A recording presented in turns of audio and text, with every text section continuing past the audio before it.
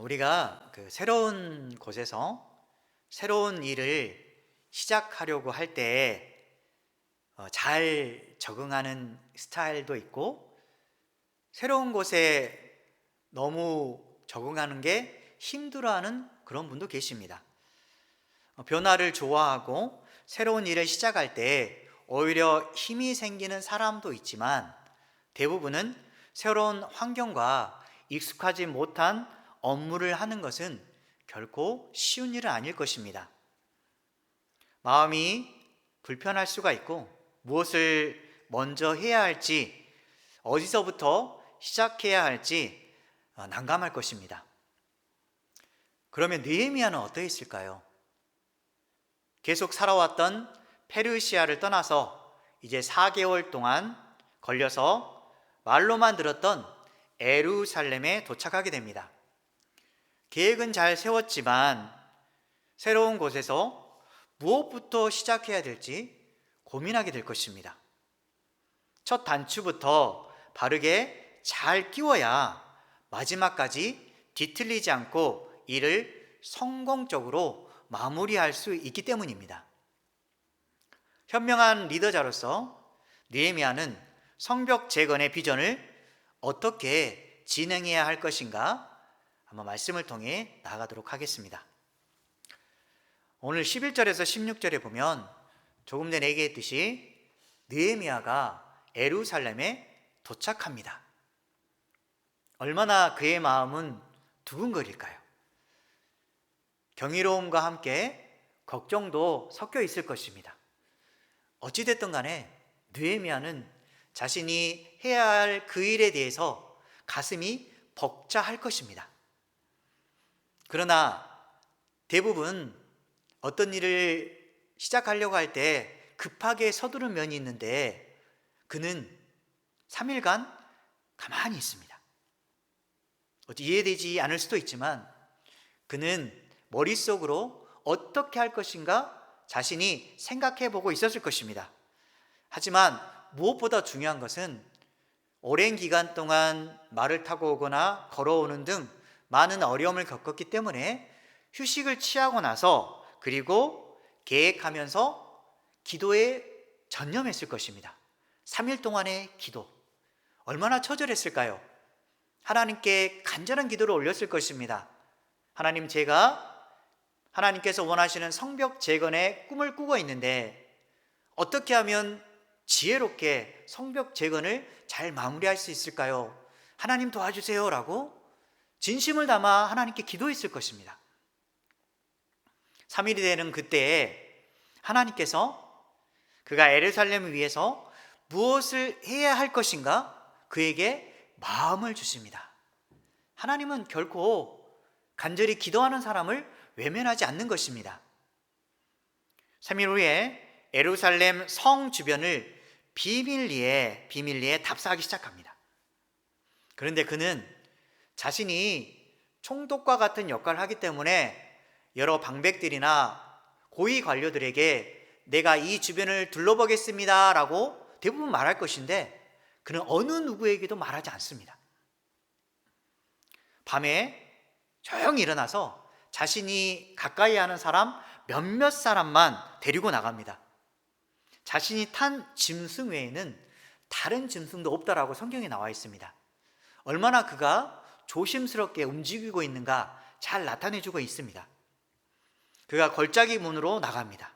그리고 용정을 지나 분문을 지나 샘문을 지나서 그리고 왕의 못을 지나갑니다.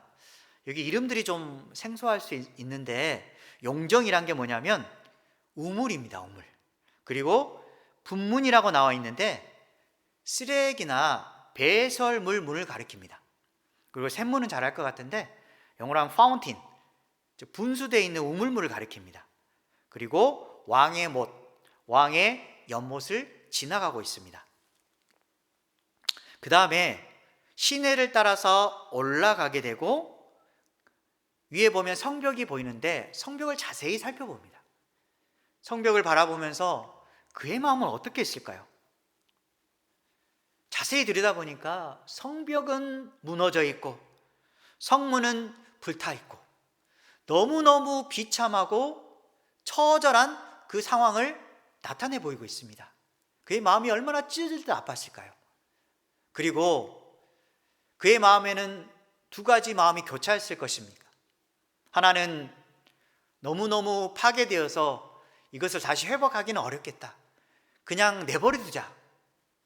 또 하나의 마음은 그래도 할 수 있을 거야, 이것을 잘 재건하면 아름다운 것으로, 그리고 튼튼한 것으로 바뀔 수 있을 거야 라는 두 마음이 교차했을 것입니다.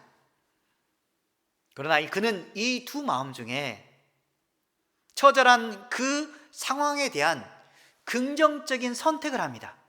하나님께서 도와주신다면 이 일을 능히 감당할 수 있을 거라는 그의 마음에 믿음이 생기기 시작하는 것입니다. 그런데 우리가 먼저 왜 그가 성 주변을 비밀리에 답사했는가부터 살펴보도록 하겠습니다. 그가 대놓고 움직이면 자신을 싫어하는 대적들의 반발을 사게 될 것입니다. 이것을 우려하여 조심하고, 그리고 눈으로 직접 확인하여서 보수할 곳이 어디인가 점검해 보면서 자신이 해야 될 일에 대해서 깊이 생각해 보고 더 철저한 계획을 짜려고 그는 준비하고 있었을 것입니다. 우리 한자 성어 중에 지피지기면 백전불태라는 말이 있습니다. 우리가 잘 알고 있는 말 중에 지피지기면 백전백승이라는 말이 있을 것입니다. 적을 알고 나를 알면 100번 싸워서 100번 다 모두 이긴다 라는 표현은 사실상 한자 성어는 없고, 실질적인 한자 성어는 백전불태라고 나와 있습니다. 이 태는 위태할 태자입니다. 무작정 싸움에 덤비기보다는 아군과 적군의 상황을 파악하여서 싸움의 승산을 높이는 것입니다. 100번 싸워서 100번 이기려는 것이 아니라 여러 번 싸웠을 때 거의 모두 승리할 수 있도록 조심하고 준비한다는 표현입니다. 그래서 우리가 이 표현을 자신에게 적용해 본다면 내 자신과 상대방을 세밀히 파악하여서 강점을 살리고 약점은 보완하여서 계속 싸웠을 때, 여러 번 싸웠을 때, 특별히 100번 싸웠을 때 위태롭지 않게 하려는 것입니다. 여러분들 잘 보십시오. 나의 장점은 무엇인가? 그리고 나의 단점은 무엇인가? 그리고 나와 싸우는 상대편의 장점은 무엇이고 단점은 무엇인가? 잘 생각해보고 계획을 짜서 실질적으로 그와 맞설 때에는 그의 장점에 대한 보완을 해야 될 부분도 생각해보고, 그리고 내가 어떻게 하면 승산에 대한 가능성을 높일 것인가 조심스럽게 따져보는 것입니다. 어떤 일을 하든지 간에 조심스러움과 신중함이 대단히 중요합니다. 여기서 우리가 느헤미야의 장점을 살펴보면 그는 먼저 어떤 일을 진행할 때 기도로 시작했습니다. 항상 그는 하나님 앞에 무릎을 꿇고 하나님과 대화를 통해서 어떻게 진행할 것인가 하나님과 더불어 생각하는 그런 마음을 가졌던 것입니다. 그리고 신중함을 가졌고 주도 면밀함을 가졌습니다. 여기서 신중함이라는 게 뭐냐면 믿을 만한 사람 몇몇과 함께 준비하고 침묵으로서 자신이 한 일에 대해서 다른 사람에게 말하지 않습니다. 그리고 성벽을 잘 살펴봤듯이 그는 세밀하게 자신이 어떤 일을 할 것인가에 대해서 주도 면밀한 모습을 갖추었던 것입니다. 여러분은 이런 장점을 가지고 있습니까? 어떤 일을 계획하고 추진하는 데 있어서 신중한 자세로, 그리고 세밀하게 관찰해보고 주도 면밀하게 하는 그런 모습을 가지고 있습니까? 무엇보다도 어떤 일을 시작할 때 첫 단추를 하나님께 무릎 꿇고 하나님과 대화하면서 어떻게 할 것인가 하나님께 간절히 기도하는 마음으로 준비하고 있습니까? 느헤미야는 자신이 이런 모든 준비를 하고 그리고 상황을 잘 살펴본 후에 그가 결정한 것은 다시 세우려는 마음에 두었던 것입니다. 어려움을 대부분 이제는 안 되겠어, 너무너무 피폐해지고 안 좋으니까 여기까지 하자, 이렇게 생각할 건데 그는 이러한 대단히 어려운 점을 자신의 비전과 꿈으로 승화시켰습니다. 어떻게 이렇게 할 수 있을까요? 우리는 잘 되지 않으면 환경 탓으로 많이 돌립니다. 그리고 남이 도와주지 않는다고 해서 자신이 잘 하지 못했다라고 상황과 주변 사람과 좋지 않은 모습에 다른 사람의 탓으로 많이 돌립니다. 하지만 그는 이러한 모든 어려움을 자신이 꿈을 이루는데, 자신의 모든 것을 바치는데 승화시킨 것입니다. 여러분들도 이런 마음을 가졌으면 좋겠습니다. 안 돼! 못하겠어가 아니라, 그래, 내가 이 일을 통해서 한번 도전해 보겠어. 비록 힘들지도 모르지만 하나님 기뻐하시는 일이라면 내가 기꺼이 한번 도전해 볼 거야 라는 그 심정으로 이 비전을 앞으로의 삶을 살아가는데 자신의 꿈으로 승화시키는 저와 여러분 되시기 바랍니다. 그래서 우리가 느헤미야의 삶의 모습을 통해서 우리가 어떻게 일을 진행할 것인가, 먼저 한 가지가 나옵니다. 쉽게 말해서 내가 어떻게 일을 진행할 것인가 먼저 무릎으로 나아가고 하나님께 소통하시기 바랍니다. 기도한 후에 현장에 나아가서 진행 상황을 주도 면밀하게 살펴보시기 바랍니다. 이렇게 했다면 느헤미야는 그 다음에 어떻게 했을까요? 17절에서 18절에 보면 느헤미야는 관리들을 소집하고 계획을 선포합니다. 참 그는 단계별로 이렇게 절차를 밟는 모습을 우리가 발견하게 됩니다. 그가 하는 말이 있습니다. 예루살렘이 황폐하고 성문이 불탔으니라고 다른 사람들 앞에서 지금 현재의 비참한 상황에 대해서 먼저 설명합니다. 우리가 외부에서 누군가 왔을 때 어떤 일을 진행한 모습 볼 때 내가 먼저 이곳에 대해서 많이 알고 있다면 그 사람을 아마 색안경 끼고 볼 수도 있을 것입니다. 당신은 이제 왔는데 뭘 안다고 먼저 일을 추진하세요? 이렇게 물어볼 수도 있을 것입니다. 그래서 그는 먼저 다른 사람들이 보지 않는 그런 곳에서 자신이 주도 면밀하게 상황을 다 파악했던 것입니다. 우리도 어떤 말을 진행하기 전에 자신이 해야 될 일에 대해서 먼저 세밀하게 준비하고 살펴보는 그런 마음이 있어야 되겠습니다. 이렇게 자신감 있게 말하자 그들도 놀랐을 것입니다. 아니, 온 지 얼마 되지 않았는데 벌써 이곳 상황을 다 파악하고 있네라고 생각했을 것입니다. 이렇게 설명하는 후에 우리가 성을 건축하여 다시 수치를 당하지 말자라고 말합니다. 자신이 성벽을 쌓아야 하는 이유를 정말 지혜롭게 설명하고 있습니다. 사실상 그의 의도는 뭐냐면 지금 이스라엘 백성들은 관리들을 포함해서 전부 다 절망적인 패배의식에 사로잡혀 있습니다. 성벽이 무너지면서 주변 사람들이 자꾸 공격해오고 이스라엘 사람들을 괴롭힙니다. 그래서 그들은 자신이 할 수 있는 것들이 없다라고 생각하고 거의 자신의 부정적인 마음에 사로잡혀서 모든 것을 포기하다시피 그들은 살았습니다.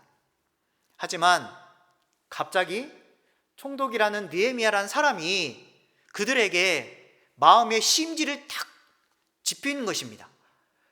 불이 확 일어난 듯한 느낌이 일어날 것입니다. 그리고 하나님의 영광을 회복시키자라고 강력하게 말합니다. 참 그는 동기부여를 너무 잘하는 것 같습니다. 지금 이 성벽으로 말미암아 우리 마음이 너무너무 아프고 이제 우리가 이 패배의식에 젖어 있는 것이 아니라 그리고 하나님의 영광을 위해서 우리가 다시 한번 서도록 하자라고 그가 이렇게 불을 심하게 크게 지피고 있는 것입니다. 성벽 재건에 동참하도록 격려도 하고 설득하는 그의 모습 정말 대단한 것 같습니다. 근데 여기서 그가 동기부여를 한 중요한 말들이 있습니다. 그게 뭐냐면 말씀해 보면 하나님의 선한 손이 그를 도왔다라고 고백합니다. 그들에게 있어서 가장 중요한 것은 우리 삶을 하나님께서 도와주고 계시냐 계시지 않느냐입니다. 그런데 느헤미야는 하나님이 지금까지 나를 도와주었고 인도해 주었다라고 고백합니다. 그래서 어떻게 여기까지 이끄셨는가를 자세하게 설명하자 그들의 마음도 또한 동요하기 시작하고, 더 중요한 한 가지가 뭐냐면 페르시아 왕인 아닥사스다 왕이 지원하고 있음을 강력하게 말을 합니다. 사실상 페르시아 왕 아닥사스다는 성벽 재건에 반대했던 사람입니다. 그가 10년이 지나고 나서야 이제는 느헤미야를 통해서 성벽 재건을 허락했습니다. 그리고 더 놀라운 것은 성벽 재건을 위해서 예루살렘으로 갈 때에 통행권도 주었고, 그리고 성벽 재건을 위한 목재를 그에게 주었고, 더 중요한 것은 위험할 수도 있는 그 길에 호위 군사까지 보내줬다는 사실을 이스라엘 백성들에게 알리자 그들은 얼마나 힘과 용기가 났겠습니까? 지금 느헤미야를 통해서 페르시아 왕도 돕고 있고 가장 중요한 하나님이 우리를 보살펴주고 있구나라고 생각하면서 그들의 반응은 이제 힘을 얻고 동참 의지를 밝히기 시작하는 것입니다. 그들이 하는 말이 있습니다. 일어나 건축하자. 일어나 건축하자. 얼마나 그들에게 기쁜 말이었겠습니까? 패배주의에 사로잡혔던 그들이 이제는 힘과 용기를 얻고 이제 우리가 함께 하자라고 하는 것입니다. 진심은 마음을 움직이게 합니다. 우리가 어떤 일을 진실되게 표현하고 상대방에게 진실된 마음을 보여주면 상대방도 감화를 받고 함께 하려는 마음이 생길 수 있는 것입니다. 모두 힘을 내어서 이 선한 일을 하려 함에라고 18절에 잘 나와 있습니다. 힘을 합하여 성벽 재건의 그런 결의를 다지고 있는 것입니다. 우리 속담에 배찍장도 맞들면 낫다라는 표현이 있습니다. 아무리 얇은 배찍장이라 할지라도 겹겹이 쌓이면 엄청난 힘을 발휘할 수가 있습니다. 어떤 일을 진행할 때 혼자만 하는 것이 아니라 함께 힘을 합하여서 자신의 일을 할 때, 그리고 공동체의 일을 할 때 엄청난 힘을 발휘할 수 있는 것입니다. 여기서 느헤미야의 장점을 우리가 또 살펴보면 진정한 동기부여를 너무너무 잘하는 것 같습니다. 사람들에게 비전을 심어주고 그리고 희망과 용기를 주면서 투게더 정신을 발휘하는 모습, 정말 대단한 모습인 것 같습니다. 우리도 마찬가지로 다른 사람들과 어떤 일을 진행하려고 할 때 혼자만 하려고 하지 마시고 진정한 동기부여를 통해서 함께 하려는 마음을 이끄시기 바랍니다. 이게 너무너무 중요합니다. 나만 앞서가면 다른 사람이 따라오지 않아서 일을 실패할 수 있지만 나와 상대방이 함께 가려고 할 때 그 사람을 이끄는 힘이 있을 때 리더자로서 정말 중요한 공동체의 역할을 하고 있는 것입니다. 전도서 4장 9절을 한번 보시면 함께 읽겠습니다. 두 사람이 한 사람보다 나음은 그들이 수고함으로 좋은 상을 얻을 것임이라. 두 사람이 한 사람보다 당연히 낫습니다. 그리고 그들이 함께 수고함으로 말미암아서 좋은 상을 얻을 수 있을 것입니다. 하나님은 우리가 선한 마음을 품고 합력하여 수고할 때 귀한 열매를 맺게 하실 것입니다. 19절에서 20절에 보면 일이 잘 될 것 같습니다. 그런데 항상 여러분에게 얘기했듯이 잘 진행되려고 하는 순간 나타나는 게 있습니다. 그것은 바로 반대 세력입니다. 반대 세력이 가만히 두려고 하지 않습니다. 악한 세력들이 반발하고 위협하기 시작하려고 합니다. 여기서 악한 세력들은 누구일까요? 성벽 재건을 반대하는 사람들입니다. 이전에 두 사람을 얘기했는데 그 사람은 호론 사람 산발락과 그의 종 암몬 사람 도비아라고 했는데 여기에 더 한 사람이 더 추가됩니다. 그 사람은 바로 겟셈이라고 하는데 이 사람들을 조금 더 깊이 들여다보면 호론 사람 산발랏은 쉽게 얘기해서 사마리아의 총독으로 보시면 됩니다. 높은 주에 있는 사람입니다. 그리고 노비아라는 사람이 나오는데 산발랏의 종이라고 있어서 상당히 낮은 직급의 사람인갑다라고 생각하는데, 지금 산발랏보다 더 낮은 직급의 고위 공무원으로 보시면 됩니다. 부하 지도자나 또는 정치적 조력자로 생각하시면 됩니다. 그리고 겟셈이라는 사람은 아라비아 지역의 부족 지도자로 보면 되겠습니다. 이 사람들이 느헤미야를 공격하는데 먼저 느헤미야를 업신여기고 조롱하기 시작합니다. 니까짓 게 뭘 할 수 있겠어? 이렇게 허허 웃습니다. 비웃음을 줍니다. 그리고 안 되겠는지 모함하기 시작합니다. 왕을 배반하고자 하느냐? 그래서 누명까지 씌우려고 합니다. 이전에도 다른 사람들이 성벽을 재건하고 많은 노력을 기울이려고 했는데 자꾸 주변 사람들이 모함하고 또 힘들게 해서 대부분 실패했습니다. 대단히 우리는 어떤 일을 진행할 때 일을 하는 것도 힘들지만 더 어려운 것은 인간관계가 너무 힘듭니다. 잘 해보려고 하는데 자꾸 주변에서 막는 사람이 있고, 잘하려고 하면 자꾸 태클을 거는 사람 때문에 일이 망가지는 일을 종종 볼 수가 있을 것입니다. 항상 우리 삶은 가시와 같은 존재가 있다는 생각을 늘 가지시기 바랍니다. 그때 내가 이 사람들을 어떻게 대응할 것인가가 대단히 중요합니다. 지금 이들이 왜 느헤미야를 회방하고 모함까지 했을까요?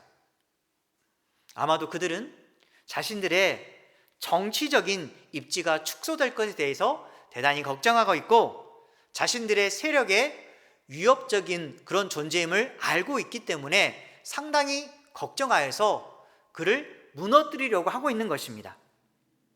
그렇다면 느헤미야처럼 반대 세력이 치고 들어올 때 어떻게 해야 될까요? 우리도 어떻게 하면 좋을까요? 가장 중요한 것은 먼저 하나님을 의지해야 됩니다. 하나님을 의지해야 됩니다. 우리 힘으로는 감당하지 못할 일들이 너무나 많습니다. 우리를 도와주시는 하나님께 먼저 아뢰야 되는 것입니다. 그래서 느헤미야의 대답이 있습니다. 항상 기도로 시작하는 그는 하나님의 도움을 잊고 이런 말을 합니다. 하늘의 하나님이 우리를 형통하게 하시리니. 이 말은 뭔 말이냐면 너까짓 게 뭔데 이 말입니다. 쉽게 얘기해서 너희들이 하나님보다 더 크냐? 나는 하나님께서 도와주고 나를 이끌어주고 하나님께서 나를 위해 전사처럼 싸워줄 거야. 그렇기 때문에 너희들이 결코 두렵지 않아라고 그는 용감하게 담대하게 다른 사람들 앞에서 말할 수 있는 것입니다. 그 느헤미야의 장점인 담대함과 단호함에 대해서 한번 여러분도 생각해 보시기 바랍니다. 히브리서 13장 6절 말씀이 나오는데 함께 읽도록 하겠습니다. 그러므로 우리가 담대히 말하되 주는 나를 돕는 이시니 내가 무서워하지 아니하겠노라. 사람이 내게 어찌하리요 하더라. 그렇습니다. 문제와 사람은 결코 하나님보다 크지 않습니다. 아무리 큰 문제라도 하나님보다 크지 않습니다. 그런데 감히 사람이 우리를 어떻게 할 수 있겠습니까? 사람을 두려워하지 말고 여호와 하나님을 바라보시기 바랍니다. 그분은 우리를 돕는 이십니다. 내가 무서워하지 아니하려니 사람이 내게 어찌하리라는 그 믿음을 가지고 사시기 바랍니다. 그래서 우리가 삶에 적용해 보자면 분명히 우리 인생에 반대 세력이 있을 것입니다. 그 세력이 공격해 올 때에 주눅들지 마시기 바랍니다. 그리고 분명한 태도로 그들과 선을 그으시기 바랍니다. 나는 너희들과 함께 할 수 없어. 그들이 혹시나 더 큰 위협을 발휘한다면 비굴하게 생각하지 말고 하나님을 의지하면서 단호함과 또한 강력한 말과 행동을 하시기 바랍니다. 단호하게 말을 하면서 내가 용기를 다해서 행동했을 때 나의 편이 되어주신 그 하나님이 나를 위해서 싸워주실 것입니다. 믿음을 보시는 하나님께서 우리를 이끄시고 보호해 주신다는 사실을 믿고 함께 가는 저와 여러분 되시기 바랍니다. 말씀을 정리하도록 하겠습니다. 느헤미야는 중요한 일을 시작할 때 하나님 앞에 무릎을 꿇고 기도했습니다. 또한 자신의 위치나 능력에 대해서 떠벌리거나 자랑하지 않고 직접 현장으로 출동하는 적극적인 자세를 취했습니다. 상황을 파악하기 위해서 눈으로 세밀하게 관찰한 후에 주도 면밀하게 준비했던 것입니다. 대적들의 방해에 대비하여서 신중한 절제의 모습을 통해서 일을 진행하였고, 실제로 위협을 받았을 때 하나님의 은혜를 의지하면서 단호하게 행동하였습니다. 여러분도 느헤미야를 거울 삼아서 비전을 향해서 지혜롭게 실천하는 사람이 되시기 바랍니다. 먼저 기도로 시작하여서 신중한 태도로 진행 상황을 주도 면밀하게 살펴보시기 바랍니다. 그리고 동기부여를 통해서 혼자가 아닌 함께 하려는 마음을 이끄시기 바랍니다.